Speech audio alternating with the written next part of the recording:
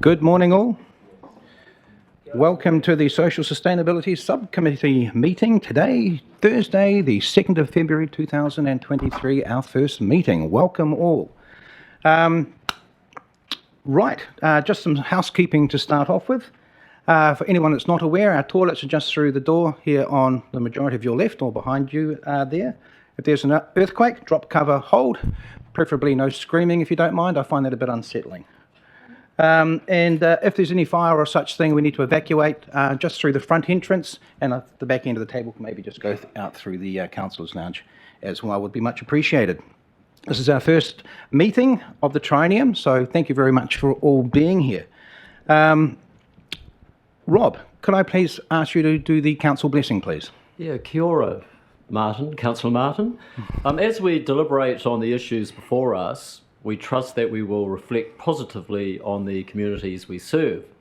Let us all seek to be effective and just so that with courage, vision and energy, we provide positive leadership in a spirit of harmony and compassion.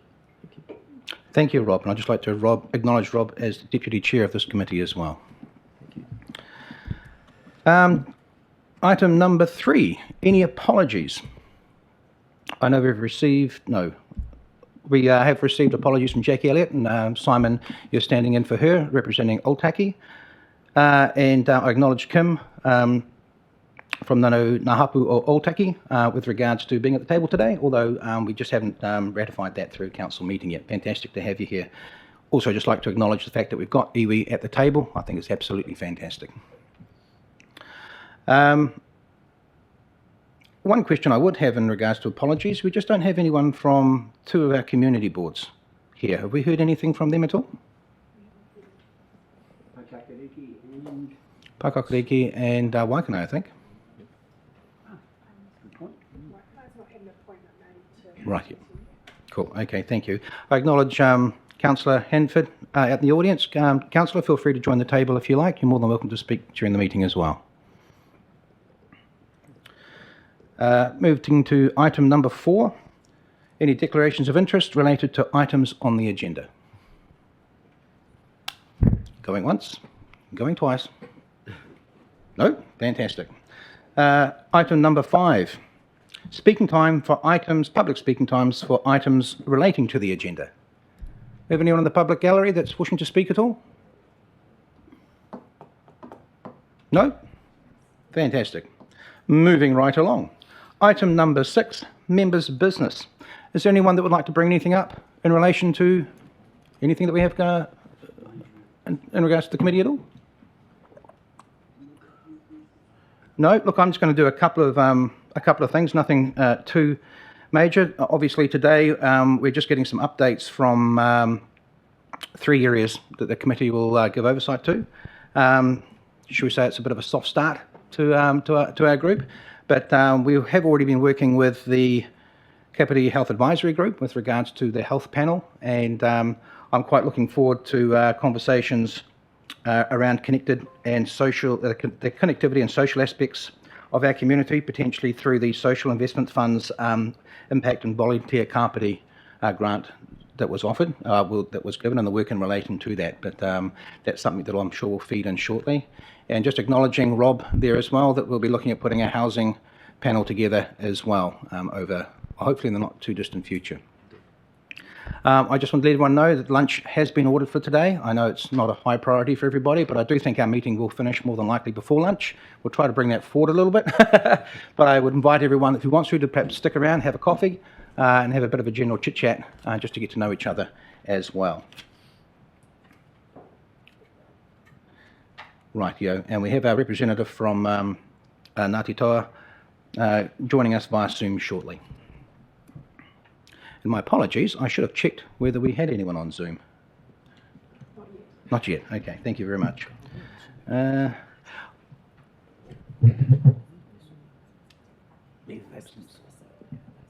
Okay. I haven't got that on there.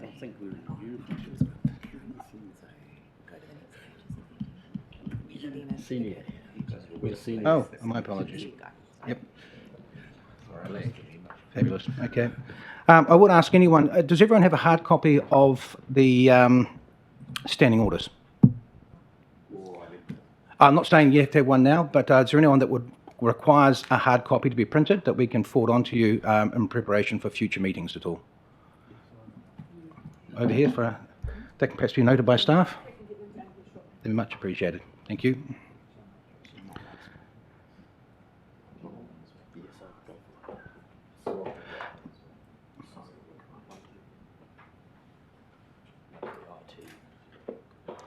Leave of absence. Sorry, up to items. Sorry, I've been thrown a little bit there. We're on item 6.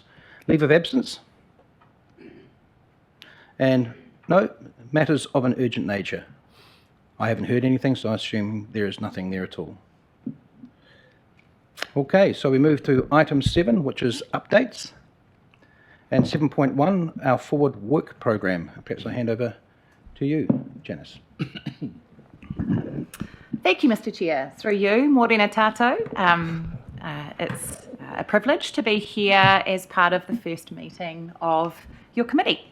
Thank you. Prior to Christmas, I met with Councillor Halliday to discuss how staff would work to support this committee.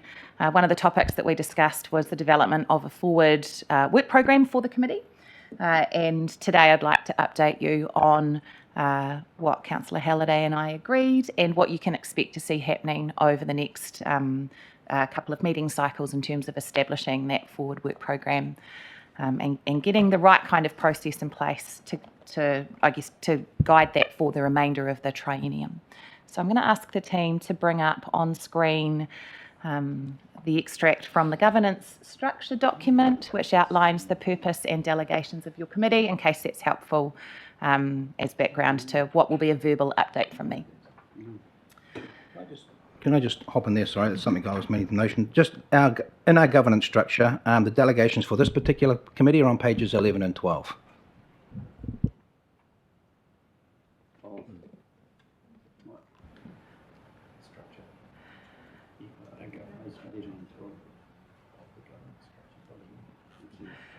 Very good. So that information that Councillor Halliday just referred to is now up on screen. Thank you, team. The intention is for us to work with you to establish a forward work program for the committee that would show for a 12-month period, broken down on a quarterly basis, the anticipated items that would form part of the agenda for your upcoming meetings. So in the context of the purpose statement and delegations for your committee, it's likely that the items that are on that forward work program will broadly fall into three main camps. The first would be items that relate to decisions that council staff require of either the council or the Strategy, Operations and Finance Committee that fall within the delegations of your subcommittee, therefore would be subject to a recommendation from your committee before going to council or SOF. So existing items within work programs that require a decision. The second group of items for the work program would be items that are of interest to you as a committee from within council work programs that fall within the delegations and purpose statement of your committee. So you'll see if we could move the screen down to where the delegations are. But further back up, sorry. Here we go, sorry, with the responsibilities. You have the authority to provide, sorry, I'm lost in the words there. Here we go, down the bottom. Authority to provide oversight on the implementation of council work programs related to the responsibilities of the subcommittee and to review and provide comment to the Strategy, Operations and Finance Committee on that. So I anticipate that we would work with Councillor Halliday, the Deputy Chair of the committee and committee members to form up a list of items within council work programs that you are keen to have oversight or updates on and look at stacking them into the forward agenda for the next 12 months. The third area that could form the basis of part of the work program are you may wish to have updates from other organisations or entities that are working in spaces that are covered by the purpose statement or delegations of the committee. So people from outside of council that are doing great work in areas that you're interested in, you may wish to invite them to have the opportunity to come in and update your committee. So broadly, those would be the three main areas that you could expect to see forming the work program. And it's our intention to have a draft, the first cut of that draft work program, and a report for you at your next subcommittee meeting. So what that means is that between now and then there will be some work offline to agree that sort of middle group that I talked about, areas of interest to the committee within council work programs that you would like to have updates on over the course of this year. Are there any questions through you, Mr. Chair, on that? I'm happy to take questions. Any questions from anyone? I must ask, I can see a light there, but nothing's coming up on my screen. I'll ask a question.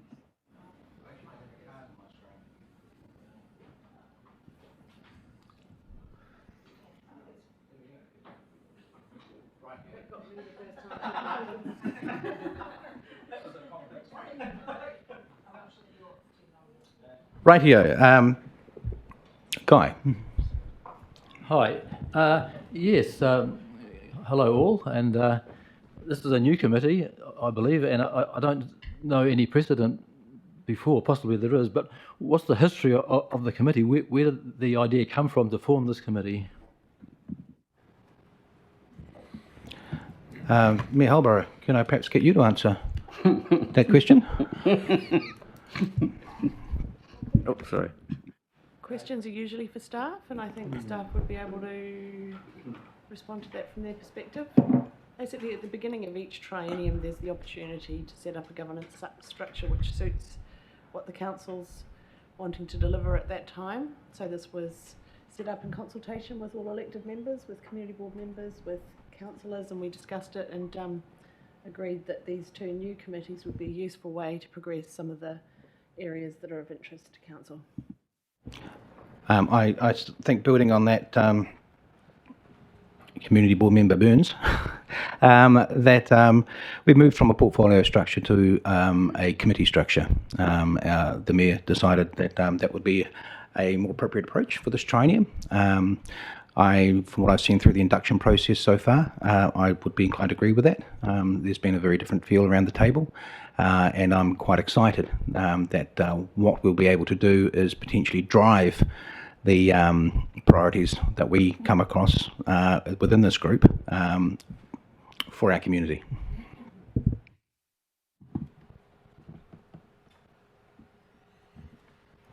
Councillor Wilson. Yep. Thank you. Yeah, a couple of issues about in terms of the work that this committee will do. So one of the questions is around local infrastructure. So is this committee going to be dealing with local infrastructure? It is housing. I understand housing is going to come under our remit. So if that's the case, then perhaps things that are corollary to housing, like local infrastructure, might form part of our work program. So I don't know that specifically. I'm not actually.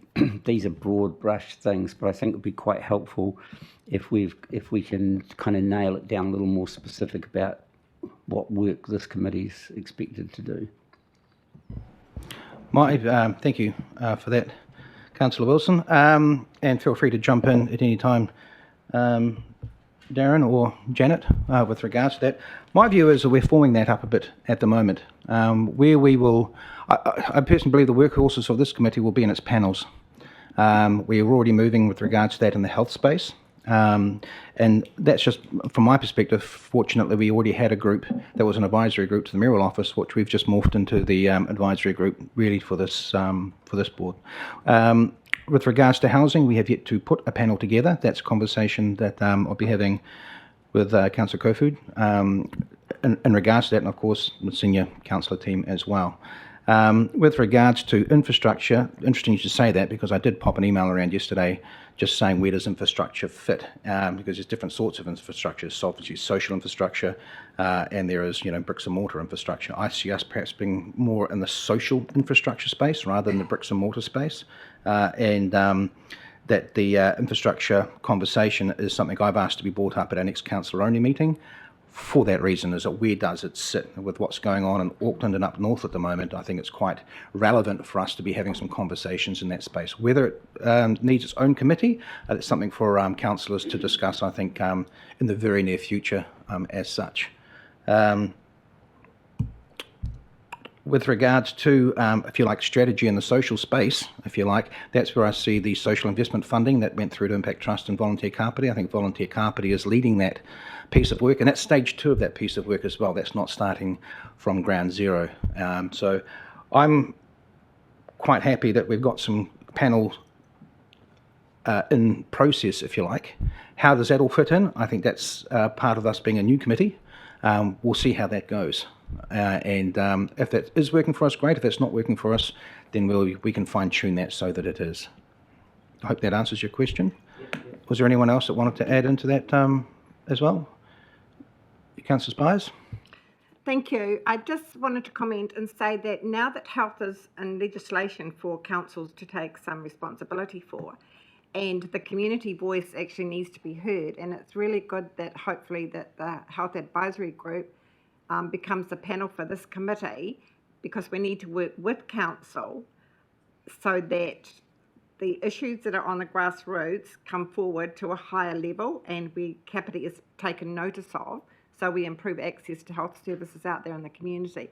I've already been to a couple of community meetings that I was invited to as an observer, and now local health groups are starting to work together in the mental health space, in the space for young people and women and girls, but they need a voice, and I think council can be that voice coming through from grassroots, and localities does say that this has got to be community, the health issues and that, and improved health services has to come from the community upwards.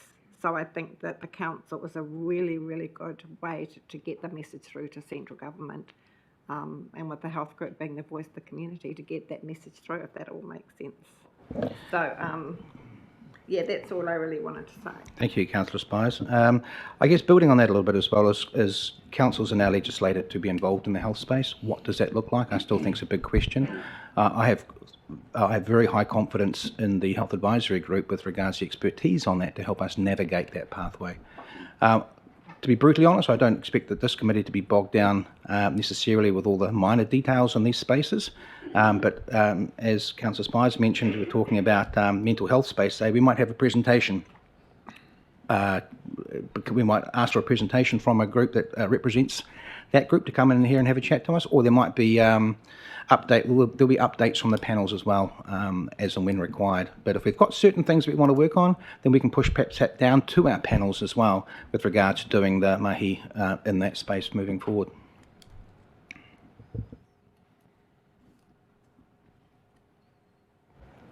Deputy Mayor Kubi. That's what it says on my screen. Yeah, I notice it says on mine too. I think it's really helpful to remind me my name, although it is spelt wrong.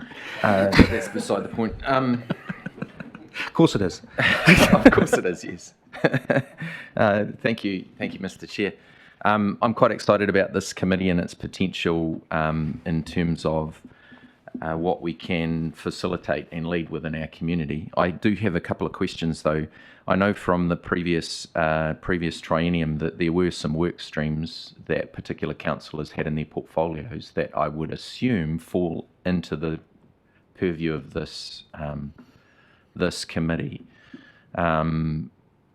Would we be clear on, I guess I'd want to be clear that there's nothing that falls through the gaps. So I guess my question is for Janice, that those workflows and things that were already underway under the previous council are all going to, that would fit into the social and community sort of space, are all going to be picked up by this subcommittee so that we don't miss anything. I speak for something in specific, would be something like the massive project, which is our community centre, that every time I drive in to the council, I drive past a building that's sitting there and is slowly falling to pieces. That being a significant project, visible one that needs to probably quickly drop into this space and us lead that process. Absolutely. It would be unfortunate and not at all our intention to find that a change in governance structure meant that things were falling through the cracks. We are applying the same effort at an operational level to those issues as we did in the previous triennium. How at an operational level we work within your new governance structure is something that we are putting a significant amount of work into at the moment to make sure that we do understand the different the ways that different operational activities report into subcommittees and the committee, which is one of the reasons why we aren't tabling a draft work program for you at your first meeting. We're making sure that we are understanding the new governance structure, which is quite different to work within than the governance structure in the previous triennium. We want to understand that well and make sure we get it right. But certainly these are active conversations that all group managers and the chief executive are involved in, and we're working hard to make sure that, amongst other things, we don't have things falling through the cracks. If I can add to that, perhaps how I also see things is that we have our community board members here at the table today, which is great as well. Projects that are in their respective areas, I would have an expectation that they'll be coming through the community boards as high priorities as well. So hopefully we will catch everything that comes through the cracks. We've got some quite high level work that's happened in the housing space over the past triennium. We're getting a bit closer to the rock face with regards to outcomes in that space. How that feeds through this committee, I think there's going to be a bit of what comes through to this committee, or what do we want to know from this committee that's pushed up the food chain, but there's also certain decision points that we will be reliant on either strategy and finance or the council to do as well. But I guess that's where I see our subcommittees or our panels are being drivers in that space as well, so that hopefully nothing does slip through the cracks. But if there's any concerns that anyone has that with regards to a piece of work that is in progress that they do feel has, please bring it to my attention and we'll get it addressed. Great.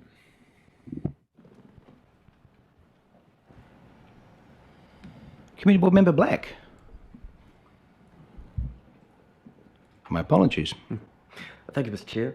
My question is in regards to looking around. There's a lot of climate change, floods and issues going on around the country at the moment. Fortunately, Ōtaki and Kapiti have avoided a lot of the calamity going on. Just wondering, is it part of this committee's scope to look at social sustainability from a climate change? What are we doing if a 100-year event hits, or a 500-year event hits Kapiti? And how are we going to actually pre-plan, mitigate risks and that sort of strategy? Is it part of this committee's brief, or is it something we should be adding to this brief? Look, I might take guidance from council officers in this one. We have our environmental committee with regards to potential sustainability or environmental sustainability.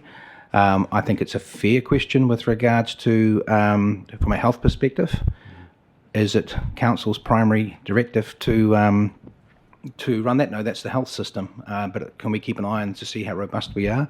And we've got the EOC, the Operational Centre, which kicks in, which is an umbrella, almost separate but a part of council as well. But any answers? Yes, certainly. I think the example that Mr. Black has offered up is an example of one of the areas of business that arguably could relate to the delegations of both of our subcommittees. And one of the pieces of work that we are spending some time reflecting on at the moment is what to do when something within a work program or an activity of council can be mapped to both subcommittees. So there are some conversations that we will need to have with the Mayor around how that works. But at a principles level, if it's a matter that relates to the purpose statement of your subcommittee, just because it could also relate to the purpose statement of the other subcommittee, it's not a reason for you not to ask to receive an update, or for us indeed not to proactively want to bring something to your committee. Thank you. Yeah, I think probably this topic especially probably falls into a number of committees. You know, the infrastructure, whether we can cope for it, but whether people are displaced, how are we going to deal with that on a social level as well? Thank you.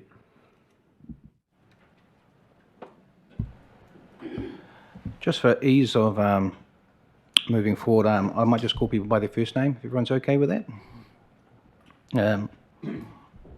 Rob. Oh, thank you. I'll still call you Chair Martin, through the chair. I'm very excited about our proposed urban committee or housing committee or panel. We had an example yesterday. Councillor or Deputy Mayor Lawrence and I met with 2 property developers, and it was a good example of meeting at grassroots with regard to a local development and just talking about expectations and things like that. And of course we'd work with the council managers, but any concerns about the environment, like flooding and that, would sort of come in at an early stage. We'd talk about the character of the specific area, Ōtaki, Paupera Beach or whatever, and or just talk about the environmental requirements with regard to climate effects. But it was a good example of how we propose to work at grassroots level, and then just follow it through with as the development develops with the managers and that. And it's a very exciting sort of outlook. Thank you. I dare say, building on that a little bit as well, that's where I potentially see our panels being a first step. It would be fantastic to have some pathways for, especially large developments, for us to be able to interact with them at an early stage, so that we can circumnavigate any issues that community might have with that development, or issues that we as councillors might have, or as a community might have in those developments as well. So I think that's a very good step to be heading in, direction to be heading in. Nigel. Thanks, Marty. One of the briefs up there is in relation to, education. The astute members around the table will have heard Councillor Hanford and myself twittering on during the election about the lack of civics education and how we would like to see that developed. And given that we have also, as a council, supported the 16 plus voting, to give effect to that, this council, I would like to see, and this committee looks like the appropriate place to do that, develop a civics education program for local. I'm not suggesting that we do something that the Ministry of Education would necessarily have to tick off, because that would just be a zoo and would take forever. But a basic civics package that explains what the Kapiti councils or the Kapiti areas political arrangements are, from community boards through to council committees, through to council, relationship with iwi partners, just basically how that works, and to be able to go into our secondary schools particularly, and just in half an hour an hour be able to explain how that works. I think that would put us light years ahead of most councils in the country. And I'm not suggesting it's something that would happen soon, but certainly in consultation with our iwi partners about how that might work. And I think this is the ideal committee to develop something like that. I would support that, Nigel. I think it's a great idea, but we'll need to work on that as such. I think one of the other things to take in consideration is the strategic positioning of education in our district as well, which I think is going to be the conversation coming up soon with regards to, I think we've got a lot of schools that are at capacity as well. Who advocates in that space for our community? And I would see this committee potentially doing that, or giving recommendations further up the food chain for that to happen. And that's being a proactive stepping forward in that space. Again, this is something to me that community boards can also be keeping a little bit of a tab on what's potentially the issues in their respective districts, and bring that to the council table or to this committee as well would be much appreciated.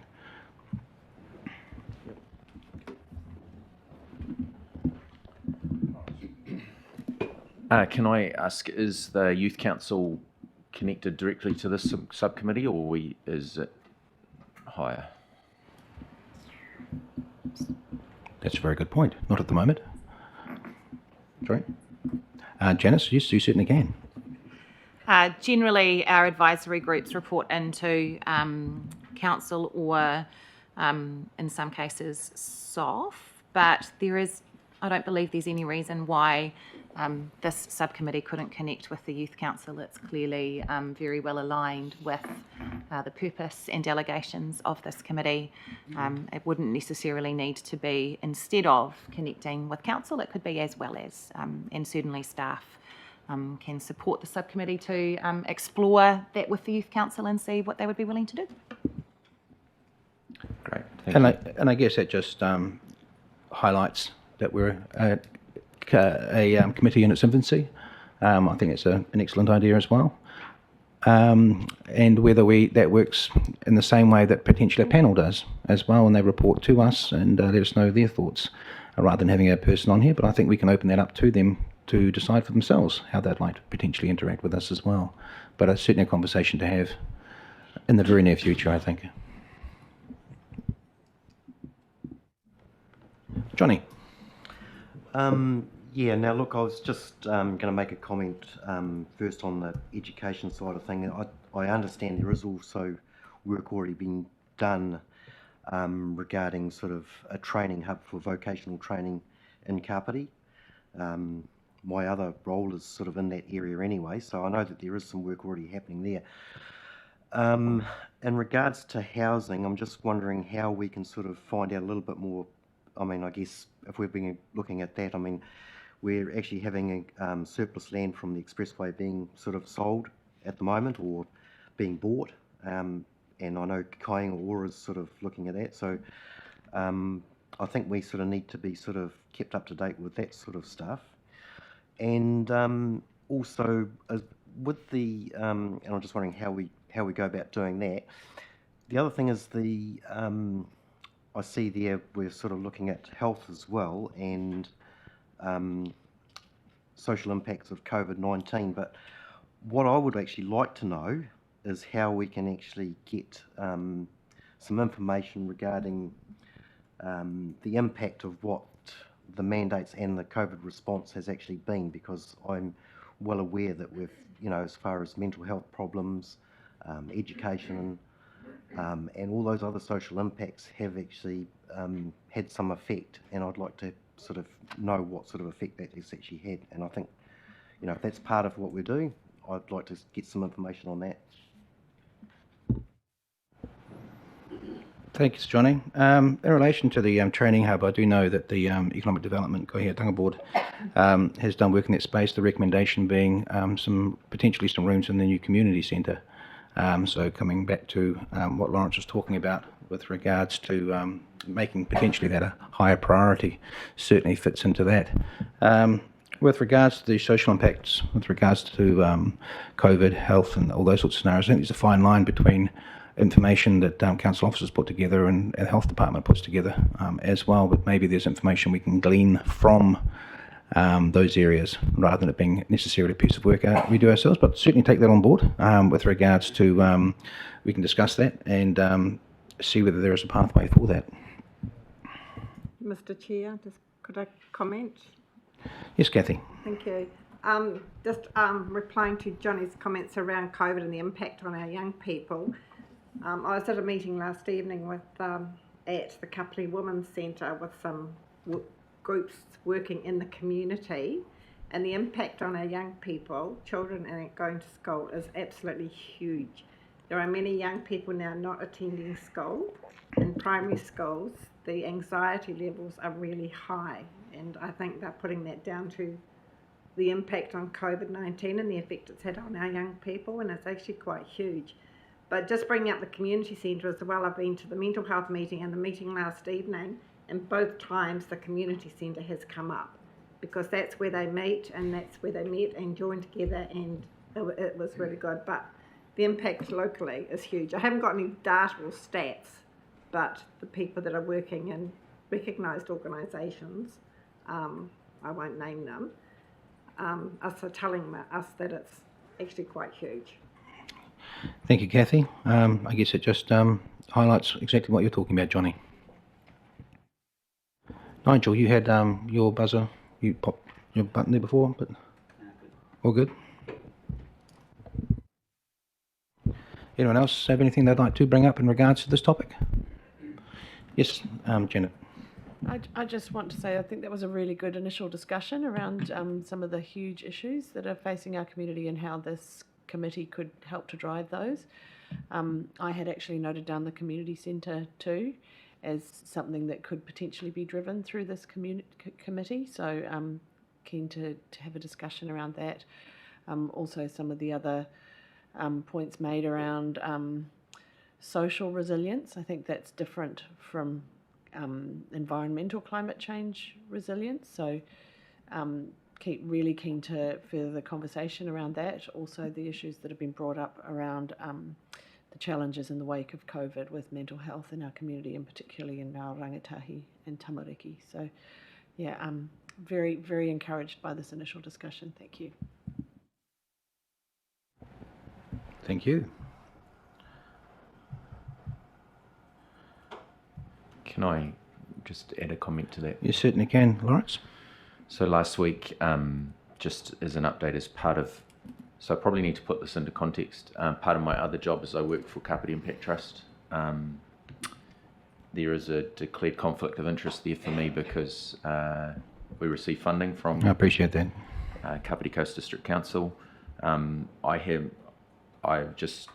need to put this out, and publicly I've stepped out of chair of that trust to remove the significant conflict that involved.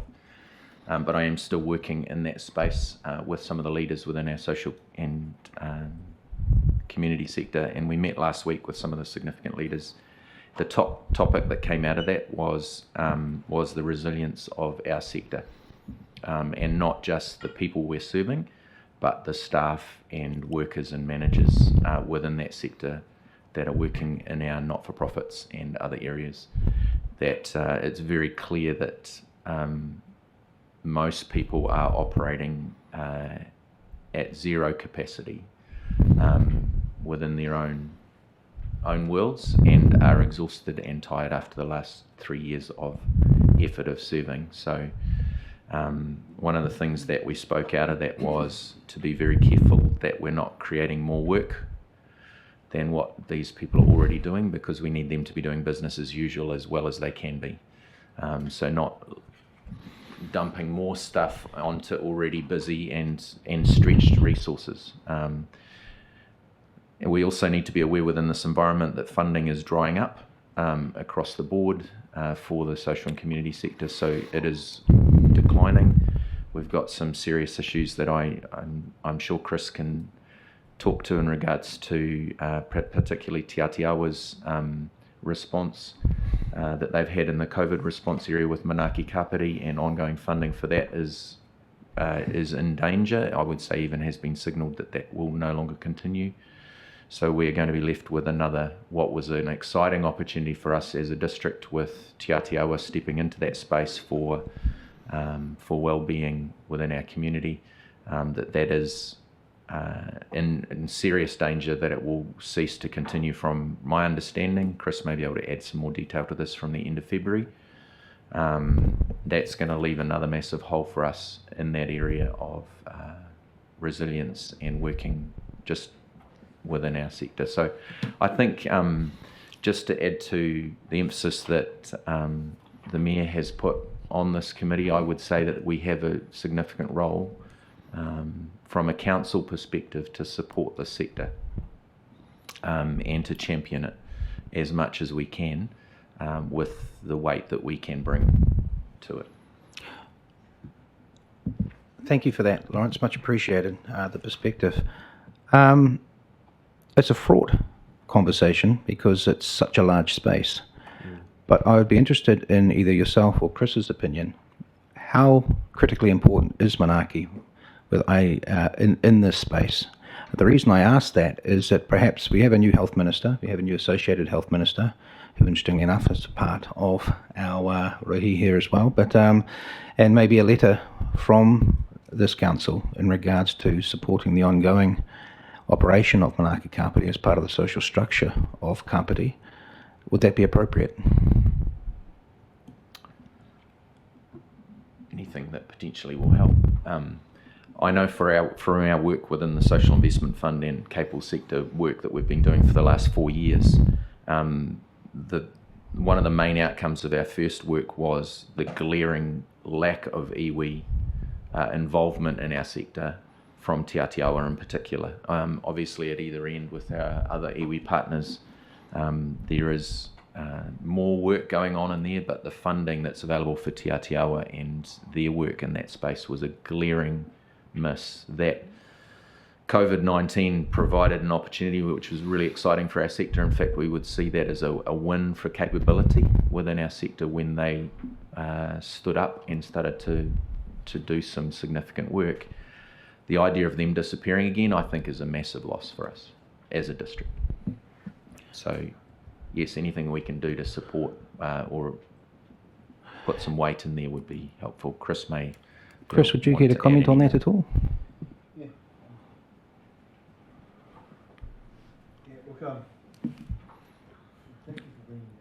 Sorry, Chris, you just it's just gone read now. That's fantastic. No. Look, you are right. It has been a bit of a sad time for us at Te Ātiawa through Manaaki Kapiti, because we've had to lay some people off, and that means they're out of work.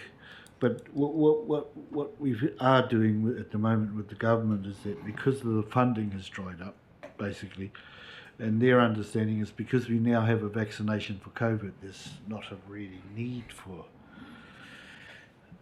the big response. That seems to be the answer that we get, because we now have a vaccination. So you just got to take a few pills and it'll all be over. But it's not working that way, I'm afraid. It's really not, because we're still finding that Polynesian and Māori are still suffering.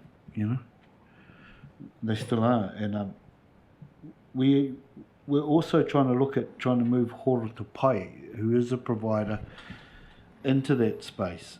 Is what we would like to try and achieve, because that's what the government are also saying, that all of the groups that they built up to respond to the COVID now will come back under the old health providers that were financed or subsidised by the government.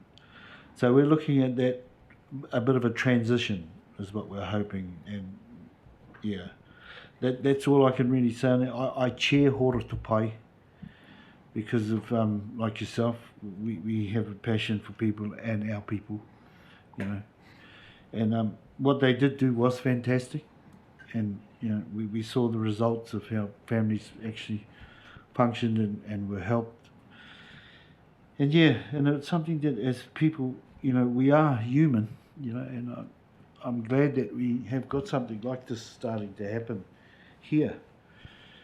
And the reason why we weren't at the table for some times, because we just felt that we needed to be heard and understood. And I think what Councillor Neil Wilson, what you said about the education thing, I think that's a brilliant move, because it's a great way to start.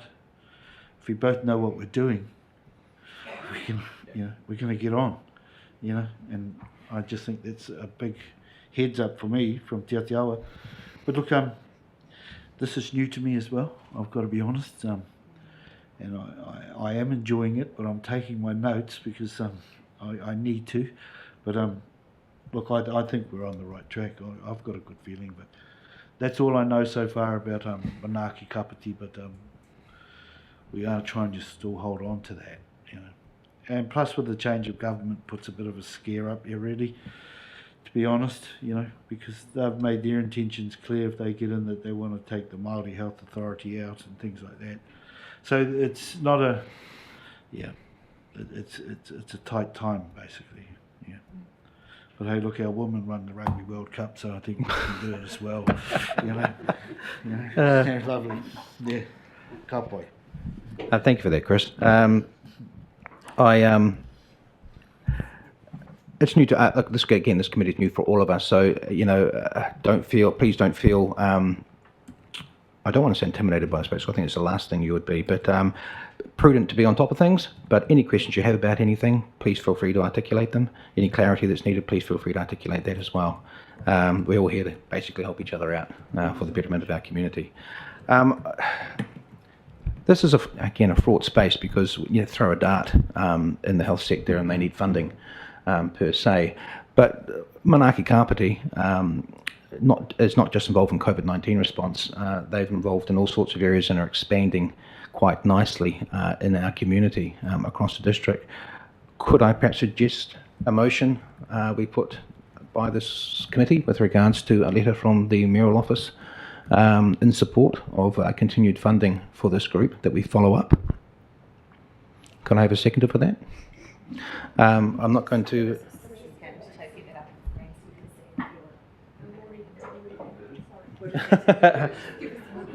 We'll just have a slight reprieve while our...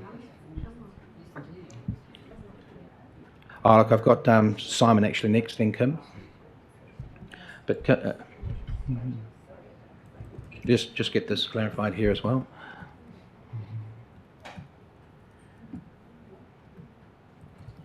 I note, Chris, there's the housing navigator role there as well, which I think is part funded between Manaaki and Impact Trust, or it's maybe volunteer Kapiti. Fully funded from us, but managed by NSA. Right, okay. It's not called a housing navigator anymore. It's changed the name. Oh, did you? Okay. Well, it's great seeing that, though. You know, to have someone that we could forward our people that were in housing crisis, for want of a better way of putting it, to actually have someone on their side to help them navigate. I've heard some fantastic stories in that space. So that again was a community-led response out of COVID-19. Is there funding in the annual plan? Yeah. For this. So they have council does provide some funding towards that. Janice. So we've provided a small amount of funding, I think in the last financial year, it was somewhere in the order of $7,000 to $10,000. We have allowed for an increase in that funding spread across both the community support and housing program budgets, but that is just for the upcoming financial year. There's no ongoing funding stream for the housing navigator. That would be an issue that would need to be explored through the long-term plan should council want to lock in ongoing funding. That said, council is also working with the parties involved to seek funding from government funds, central government funds as well. And I think that brings up a very valid point, and this is, I think, a very strong conversation in this space, is who funds health. And at the moment, that is supposed to be from central government. You know, that is not something we do rate for, but with the changing legislation, there will more than likely be space for a broader conversation about that. Not that we should be rating for funding, in my opinion, and that's my personal opinion, but we need to facilitate potential pathways for funding to come from the central government, especially if they're areas of concern that we have. Coming back to putting a motion in place. Should we continue?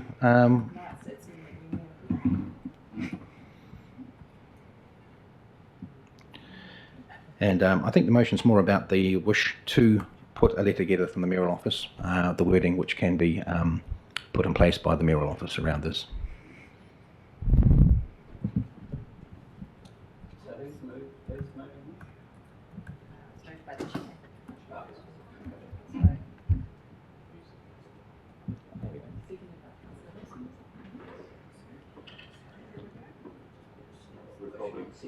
We probably just need to see the motion before we put it. I'm happy with that.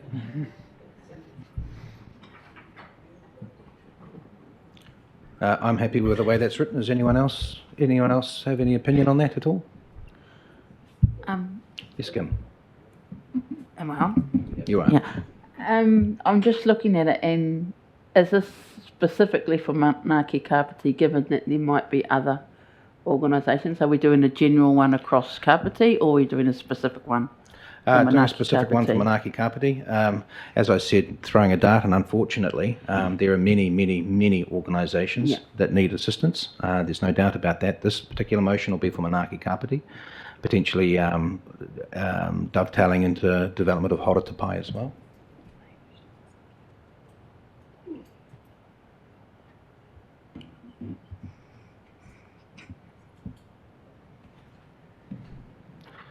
Kim, I just wanted to check with regards to the setup of Manaaki Kapiti, whether Ōtaki's response in this space as well is in a similar situation. I'm not sure. We haven't dealt with Manaaki Kapiti, well, not Ngahapu personally, but one of our Tuanoranga, or that might have. So my reason for asking is that it's a specific organisation, and as you say, throw a dart in it, there's many organisations, but that's information I don't have at the moment.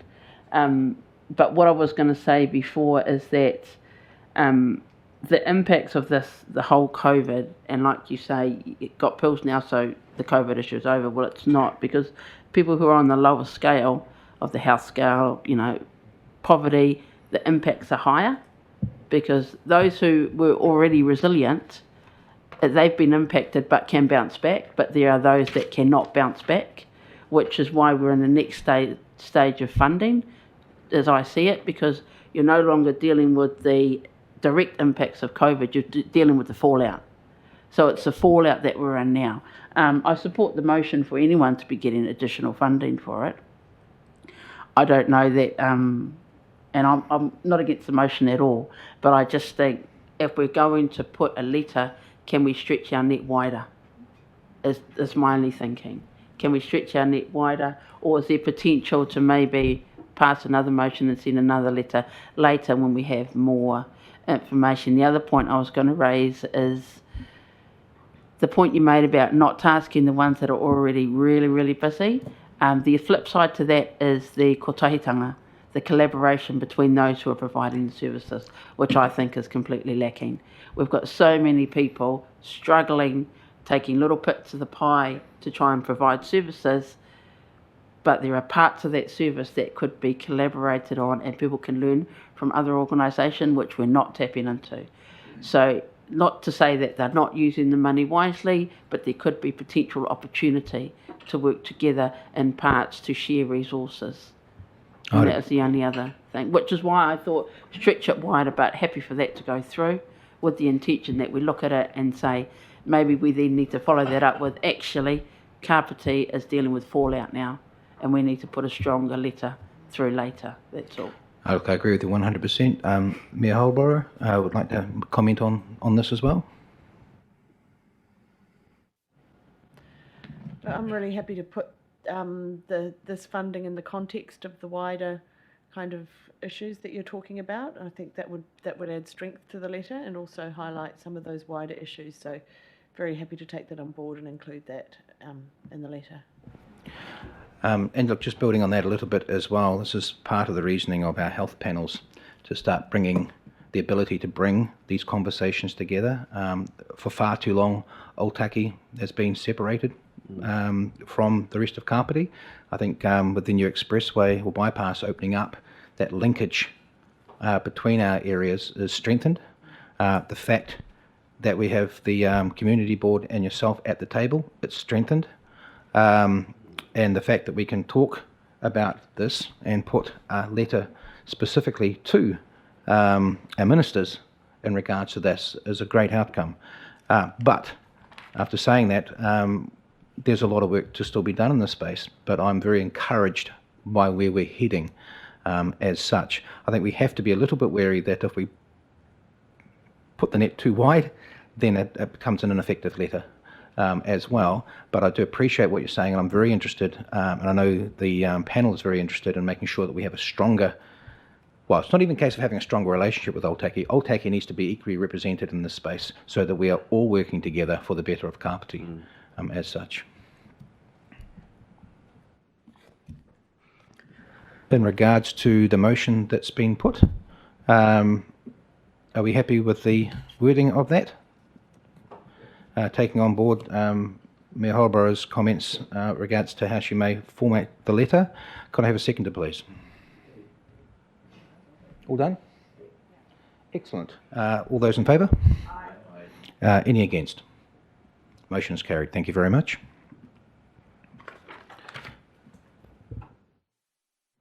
Simon. Thank you, Mr. Chair. One of the issues that was of concern to a lot of our constituents in Ōtaki there was rising crime and the disenfranchisement of the youth in rangatahi.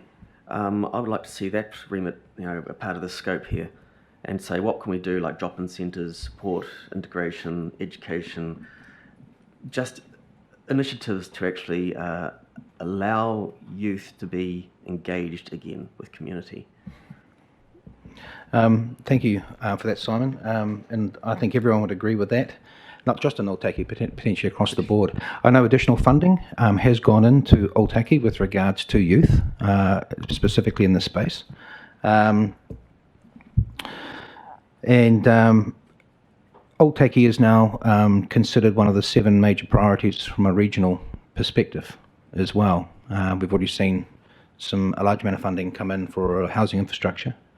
I think we do need to capitalise on that opportunity while that focus is on Ōtaki with regards to potential other funding mechanisms that we can entice into the area, for want of a better way of putting it. But again, that's why we're all at this table, so that we can be proactive in that space. Great. Also from my engagement with the community through the fire service, we have gone to house fires and stuff around certain areas of the community, and what we may or may not know is that there are sheds out there where people are living, and we have a huge, probably unknown homeless part of our population, which I think we need to discover a little bit more about, because if we're not honest with ourselves about this, we won't have that on the agenda to actually improve it. So I'd like us to also look about understanding the true fundamental issues in our community and bring them to the table here. And I'd like to thank you for bringing that up, because this is not the first time this has been brought up to the table in general. It is an issue, definitely an issue. There'll be, I guess we have to be a little bit careful that with our panels, if you like, that we perhaps don't get too caught up in, say, infrastructure or other things as well, because at the end of the day, we are a social committee. We're about ensuring the quality of life for the people in our community. It's not an area that's necessarily been addressed specifically. A lot of high-level work has been done over the past 3 years with regards to the housing needs assessment, which has created pathways for funding. How do we address that specific problem? It's certainly one I think we do need to be looking at. How do we address it? Because from my perspective, as leaders in our community, if we aren't the ones that are pushing that conversation, who will? And the other observation I have is that we're all talking about housing. What about access to good food as well? I'd say with the rising cost of living, how do we get good food to people, especially those living under the radar? I think one of the words, and I'm sure Lawrence would agree with this, is how do we get to food? How do we get good quality food to people respectfully, as well? Sorry. I'll certainly pass that over to you, Lawrence. So there's 2 priorities that probably sit at the top of our work within the sector around capability, that we've identified as 2 probably ripe fruit that are low-hanging that we can do something with pretty quickly. Food being one of them. Council funded at the end of 2021 food hui. It was the first one that we've had in our district that was targeting food supply sovereignty and resourcing for families and whānau who are, that whole breadth of conversation. It's quite a complex one. I know yesterday at the Wellington regional leaders committee, we were talking about future development strategy, and food has become one of the objectives of that, is ensuring that food supply and sovereignty is in that conversation. We think that food's a pretty big issue. We've got some pretty awesome organisations doing some great work here in Kapiti, but again, it's as Kim alluded to before, it's the bringing those people together so that there's a coordinated and collaborative response to ensure that our families are being resourced in appropriate ways with food, that is mana enhancing, that is enabling for them to provide food in a way that they want to for their whānau, not how we would expect them to. I think that's quite a big shift there. So there are those conversations. That one, food is a big one, and housing is the other one. Those two are massive priorities in amongst the bigger question of well-being and resilience, as I raised before. Housing and food are two low-hanging fruit. I think the council already, through its housing strategy and the survey that it did, has identified housing as a priority that we need to be, and I would say that is going to continue to be a priority into this triennium. But food is a conversation that we will, as a sector, the community and social sector, that will be reactivated and continuing that thing, because there's some good work that can be done pretty quickly in that space. And look, building on that slightly, as this committee develops what we consider to be our priorities with regards to what we want to be also doing, whether it be sub-panels or other things that we may wish to develop, certainly open to exploring that as well, preferably maybe sooner rather than later. Does anyone else have anything they'd like to talk to on that specific topic? Yes, Nigel. Yeah, I'd actually like to see the development of a sort of an overarching policy, effectively a social policy for the Kapiti Coast.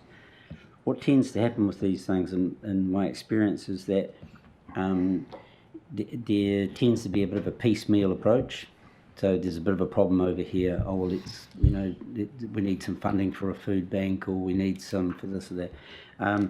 Rather than having an overarching policy about how we deal with the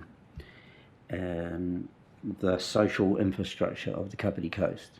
So what is our plan? If it's down to me, of course, I would nationalise the supermarkets and get rid of profit margin housing developers. But leaving that aside, because that's not going to happen anytime soon. So if we have a broad approach and a philosophical approach, I think that will inform our actions.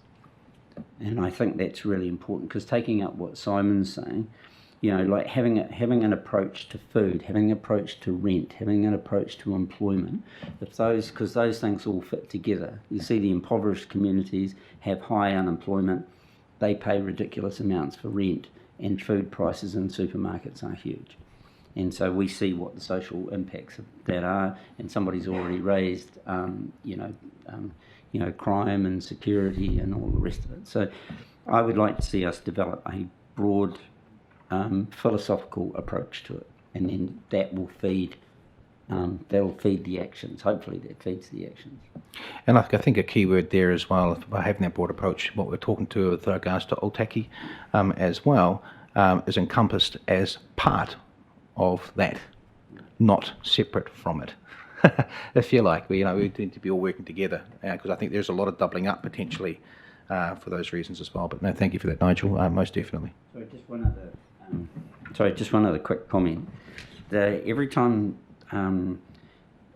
poverty or deprivation gets mentioned, normally Ōtaki is in the sentence. Now, I know there's some issues in Ōtaki, but there are significant areas of the Kapiti Coast, right across the Kapiti Coast, where people are really struggling. And I think there's a danger also in just sort of picking a focus area and saying, oh, well, we can fix something there, because at the meantime you've sprung a leak in Paikakariki, or you've got one in Raumati.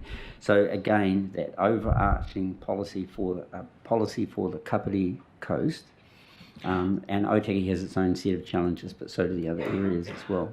I appreciate that, Nigel. Thank you for bringing that up. I guess the context I was using is that Ōtaki has more been left outside the conversation. They've had to have their own conversations, and I want us to be having the conversations as a whole from that overarching perspective.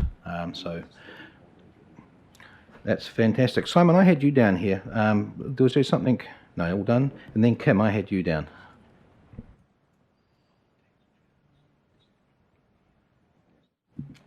Still green.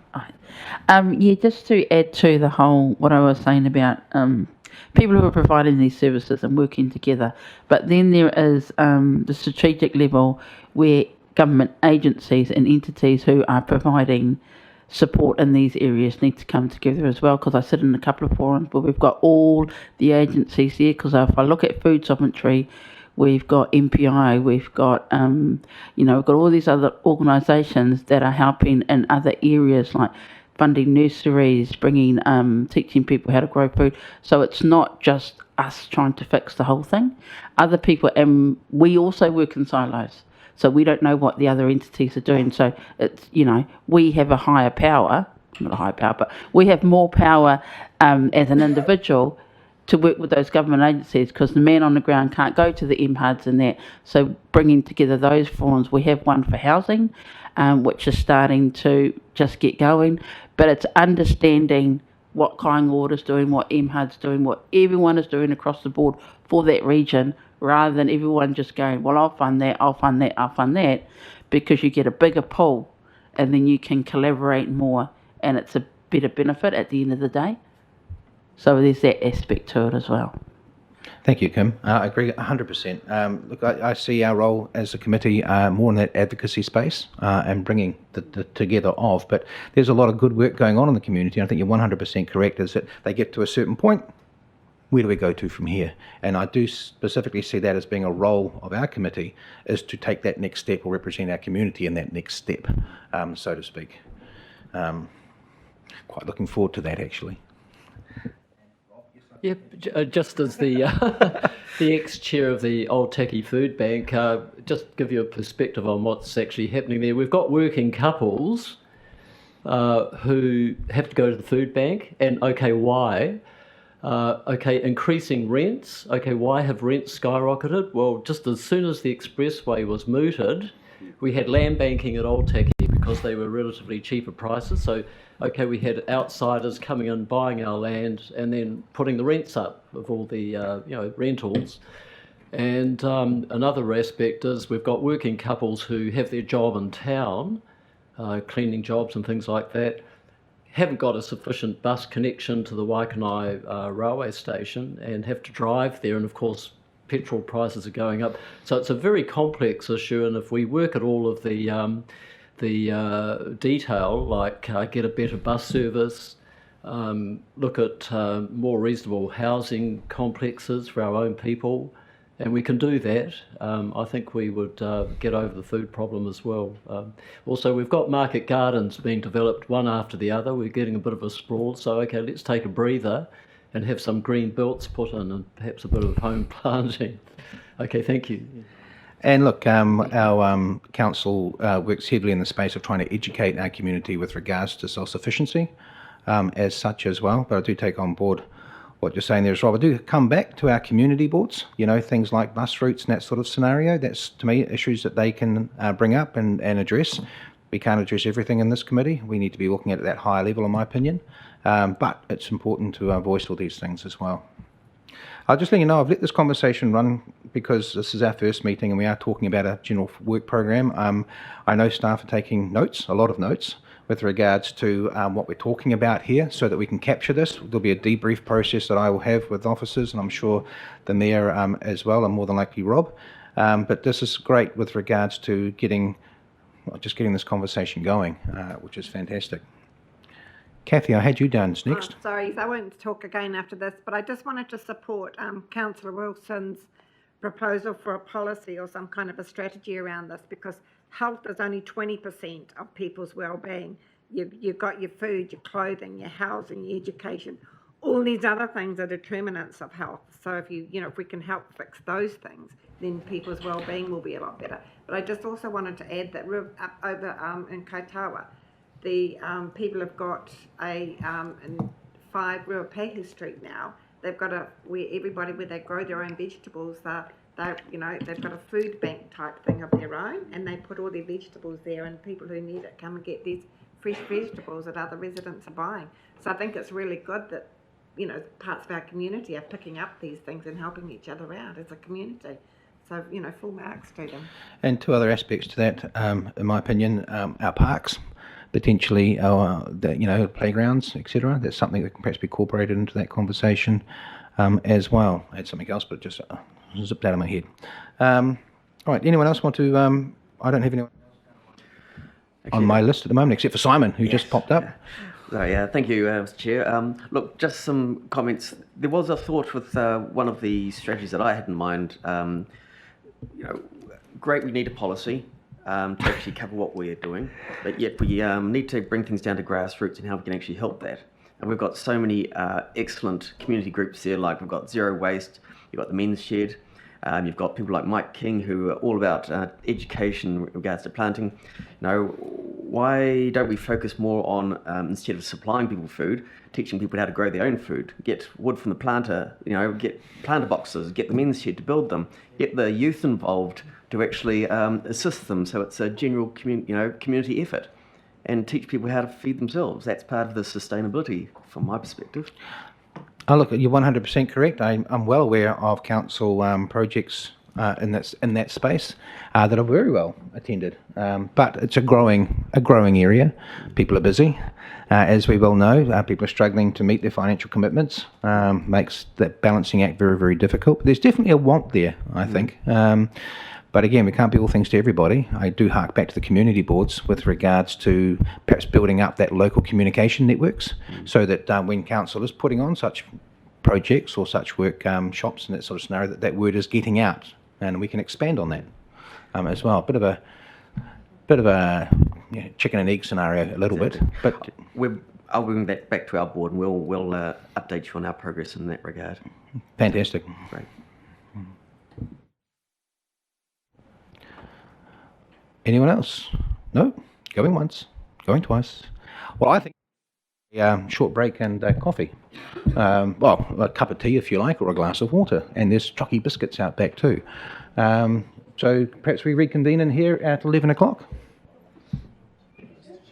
Woohoo.